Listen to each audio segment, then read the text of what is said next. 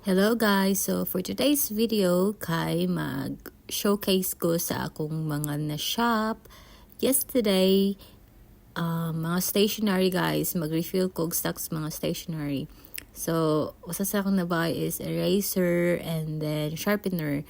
Na ako yung previous sharpener guys, pero wala siya dispenser. So, kani siya kay na siya dispenser. And then, next is highlighters. So, ganahan kog highlighter nga different color. Tapos, mga light lang gani ang colors, guys. So, na siya akong na-buy food. And then, ano siya akong girlfriend. Ano ko yung mga previous collection. So, additional na lang siya. As you can see, naglisod ko og butang kay ni slide siya. Haha. And then, ato lang na siyang i-fast forward. And then, next is nag-buy ko og mechanical pencil. So, I know nag-buy ko og sharpener, guys. Pero, usay kapag tahal, no? So, mag-mechanical pencil na lang ta.